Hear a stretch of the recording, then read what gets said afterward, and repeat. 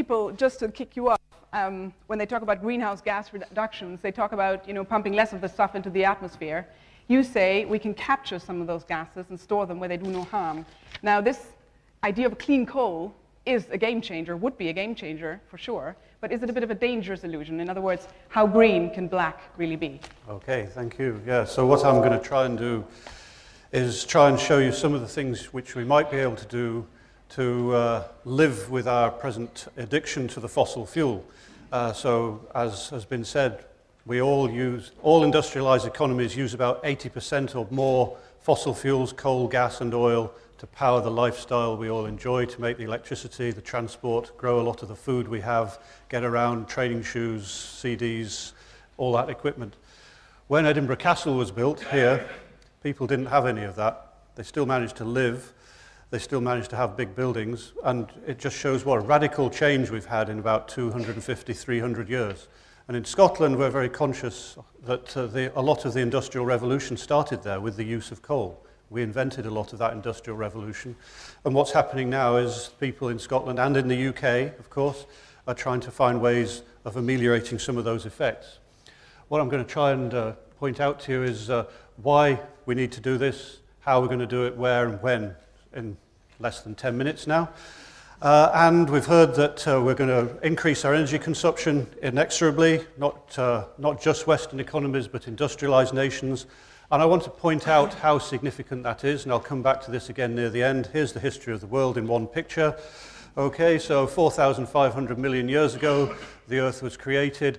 For the first 2,900 or 3,000, 4,000, we know very little about it. After about 600 million years ago, fossiliferous life started.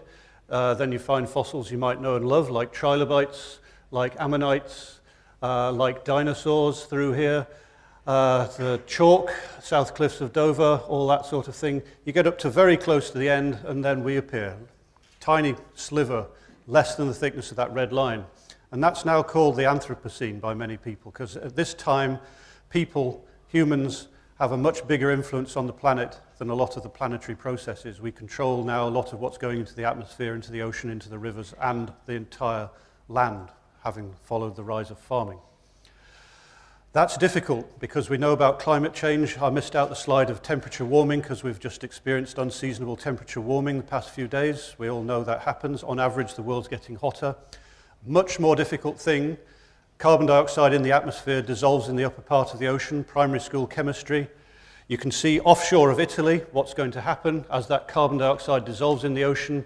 That's what the ocean looks like today, nice diverse ecosystem in the ocean.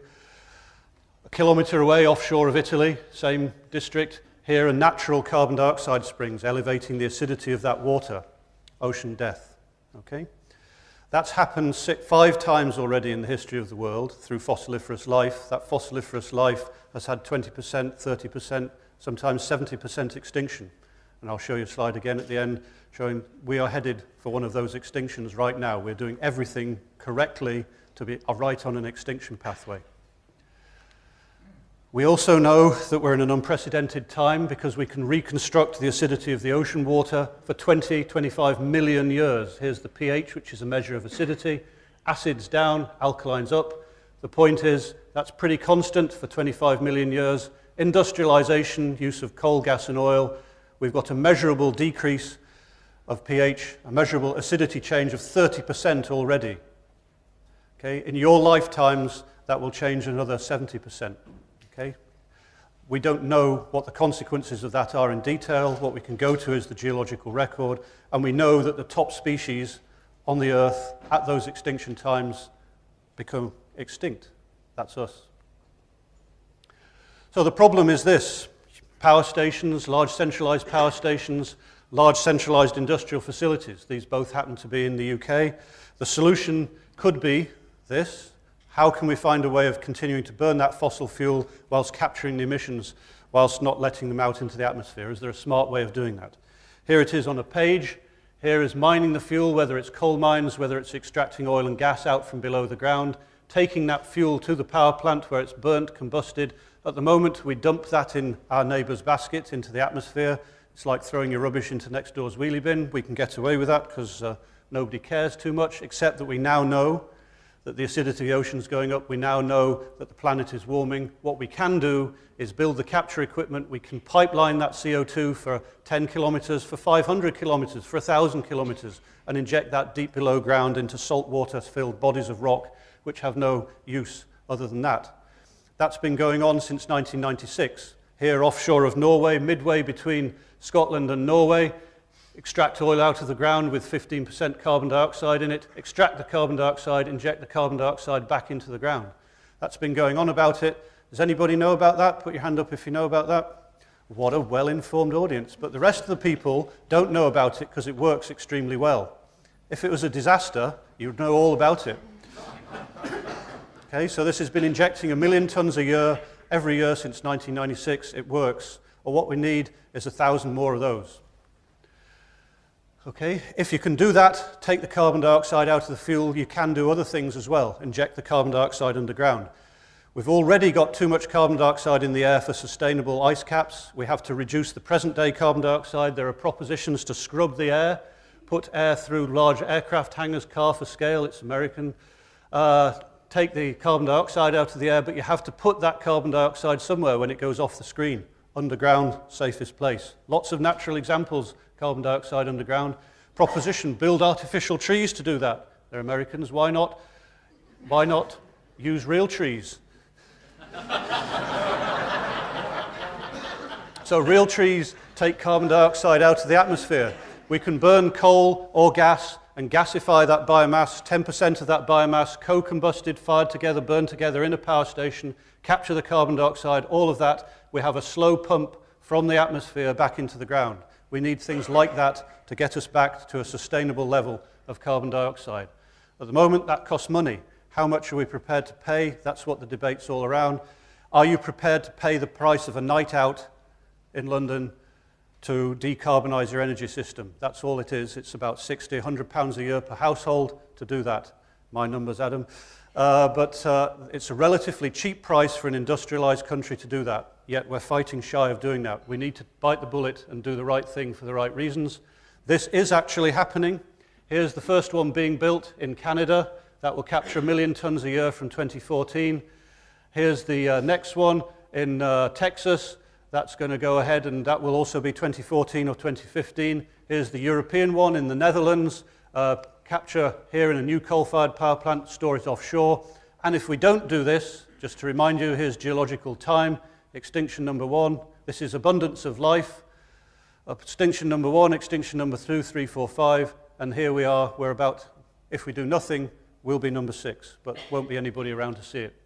And this is the proposition in Britain. We're now not leading, perhaps, but we're going to be certainly best followers.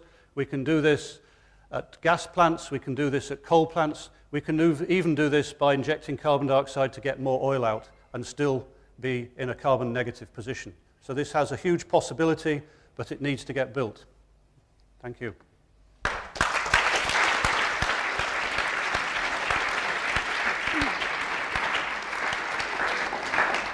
Well, as a journalist, I'm of course part of a near-extinct species anyways, but I hope we'll never get to stage 6.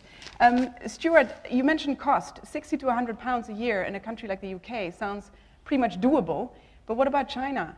With all that abundant dirty fuel available, can we do this on a scale necessary for the world? I don't think Chinese are stupid. I think Chinese are very sensible people. I've never personally been to China, but people who go to China tell me that the air quality in a lot of cities is not very good. The Chinese are well aware that they have lots of climate change, planetary change issues in the inland areas with semi-desert areas. If we do this sort of thing to show how it can be designed, how it can operate, how the technology can work, then that's a signal to the world, along with those American and North Canadian projects, and then other people will follow, because everybody knows this has to be done. It's a question, you have to move forward together. Nobody's going to go too far ahead to put themselves at a disadvantage. So I think, yes, it can be done. Let me throw it open to the floor. Any questions? Gentleman over here. Hi, it's Doug Parr from Greenpeace. Thanks, Stuart, for that. Very interesting. I suppose I've got two comments, really. One is, of course, that it's continuing a fossil fuel dependence, and we can see most obviously, for example, in the Total rig in the North Sea at the moment, that has its own issues, both about climate and pollution. And secondly, it seems to me that this is, like a number of things, a kind of end-of-pipe solution, which is dealing with waste. It's trying to store waste or have waste that is not actually being eliminated at source. And I suppose I would say, how satisfactory is it that you are creating wastes by continuing this process of fossil fuel dependence, rather than dealing with it at source, so that these wastes are going to last an awfully long time, obviously. Mm-hmm. They might leak out, there might be continued issues with them. So it's not actually tackling it at source, is it? It's still got wastes that we have to take responsibility for. Yeah. So I agree with everything you say, really. This is not a unique or only solution. This is, like most things people have done, a transient solution. Ultimately, you would ideally stop mining coal, you would stop you wouldn't go for tar sands, you wouldn't go for shale gasification, but the cheap price dictates that that's what we all subscribe to. If governments have the courage to put a higher price on carbon, then that will change. That's a political action which needs to happen to encourage behaviour change amongst whole societies. And waste, yes, the waste is a problem, but this is a relatively untoxic waste. Of course, we're surrounded by carbon dioxide now. There's 4% carbon dioxide in your out-breath, so we're going to be up at 1.5% in the room by the time we've finished, so we're not going to die of that. And but we need to get rid of it because it's having an adverse effect on the planetary system. But there are also other technologies which produce waste, and in some ways one of the blockages for carbon dioxide storage is the legal treatment, because it's being in some ways injudiciously targeted. It's on uneven playing field. So carbon dioxide storage in legal terms has to demonstrate clearly 100% storage for infinite amounts of time, which is totally over the top. And I compare that, let's say, with radioactive waste storage, where we have a £70 billion liability for the electricity we've used and our parents have used and even our grandparents have used, and that's an unsolved liability. And yet radioactive waste can be taken on board, owned by the state, so there's no liability to the producers for storing that waste. The radioactive waste is going to be subsidized for its storage, and the radioactive waste will be allowed to leak out in a certain amount within limits, and yet we're putting much more difficult regulations onto a much more difficult and serious problem. And I think the politics is all wrong. If you're very quick and very concise, we've got time to cluster two questions, and then of course we need very concise answers as well. Gentleman here in the front, and then I'll follow up with the gentleman over there. Please identify yourself. Hi there, Greg Offer from Imperial College. A question about India and China and other developing countries where the price of coal is actually masked by government policy, and they're actually seeing declining capacity factors of coal-fired power stations caused by constraints on domestic production and expensive imports. So if you're trying to introduce a technology which actually reduces the amount of electricity you get per ton of coal, why on earth would they do that? Let's take the second question and then answer both. Dr. Gordon McMillan from MEND. I share your interest in behaviour change. I work with childhood obesity, but I also recognise there is a future generation that we have responsibility for. My question is, I'm also a social entrepreneur, and that merits my question. So the question is, given that it's an Olympic year, would it not be an interesting legacy to suggest to the British population that they might want to donate £100 to pilot your carbon capture and storage system and invite the government to match fund that?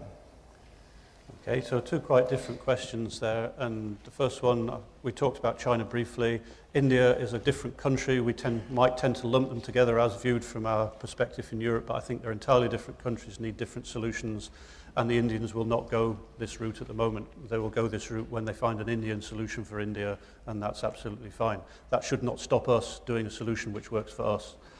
Second type of solution, yes, I think we need serious engagement with the public to get the public to realise what a major issue energy is, and that's what a lot of speakers should talk about tonight. It's a fundamental part of our culture which we're not paying attention to, so anything like you suggest, if you could get that buy-in, that would be terrific. If you can organise it in time, then I'll come. Well, we could spend all night talking about this particular issue, but I'm afraid we're going to have to move on. Thank you so much, Okay, Stuart. pleasure. Thank you.